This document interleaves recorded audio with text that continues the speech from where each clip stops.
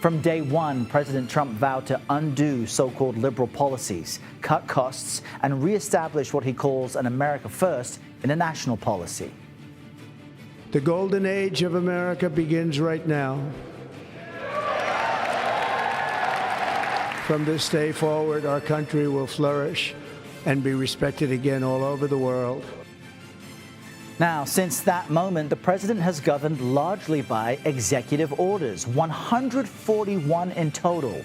He started with that blanket pardon of more than 1,000 people who were arrested in their role in the January 6th riots. Subsequent executive orders range from immigration enforcement, social issues, and economic policies, with many of those EOs being challenged in court. Let's talk now with CBS News Chief Election and Campaign Correspondent Robert Costa, who is in our D.C. bureau with a bit of analysis on these first 100 days. Bob, good morning to you. Look, in many ways, this is an arbitrary milestone, but what do these past 100 days tell us about the state of the U.S. right now under Mr. Trump? Good to be with you. For President Trump, this past 100-day period was a return to power. And we have seen through all of his actions, whether it's his sweeping policy on immigration and deportations to his standoff with other countries on trade, this is someone who is now comfortable with power. This is not the Trump of 2017 just getting adjusted to running the federal government. This is someone who now feels like he is in command of not only the federal government, working with billionaire Elon Musk and others on DOGE to root out what they believe are some programs that are unnecessary. But he's taking on U.S. allies, U.S. adversaries across the board.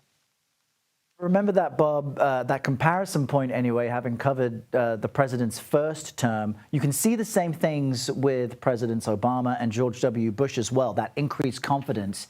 How is Mr. Trump showing that? And what are some of the risks for the GOP, at least, considering Trump won't be necessarily reelected?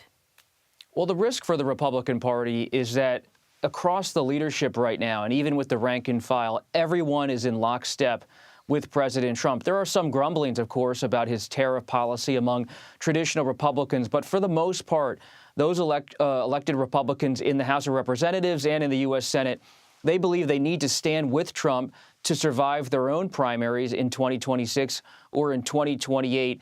There is some nervousness that the economic volatility caused by President Trump's trade policies in the eyes of some on Wall Street and in Congress could be a political burden. But there's also some optimism that these trade policies could end up working out for the economy. Not many Republicans at this point are ready to walk away from Trump. But they're in a wait-and-see moment, and there's no one competing with him inside the GOP to be the leader. He is the consummate leader in the eyes of his fellow Republicans. Many U.S. allies have seen the U.S. as stable and reliable over the long term because of a general consistency between parties when it comes to relationships. But how has the president changed how U.S. allies see the U.S., especially when it comes to that consistency and the economic volatility that we've seen that his tariff war has created? Well, it's not only on economic policy you see a different approach, but on foreign policy as well. Think about President Trump meeting with Zelensky, the Ukrainian leader, Volodymyr Zelensky, at Pope Francis's funeral over this past weekend. It was one-on-one. Macron was there, the leader of France, but it was President Trump who wanted to have that interaction with Zelensky and to make sure that the Ukrainian president was speaking with him directly. And that's really a prism into how President Trump sees leadership on economic policy, on foreign policy. He wants to be the person in the driver's seat. This sometimes upsets U.S. allies in Europe and Asia. They want to be at the table. They want to be in more conversations. But my sources say Trump's driving ahead on his own for the most part. And domestically, Bob, help us understand the president's effort targeting some of the country's election processes. What could the ramifications of changing that be, despite some of them being held up with legal barriers?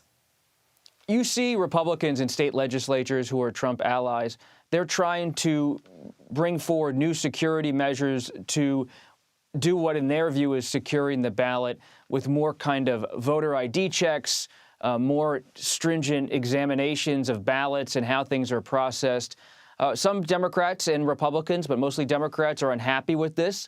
They think that this is in some way going to restrict access to the vote in 2026 and 2028. But you see in the wake of the 2020 election a real Republican push across the country to have new voting measures in terms of how they see voter security. It remains a real sticking point in our politics. Robert Costa from our D.C. Bureau, we appreciate your analysis on these first 100 days.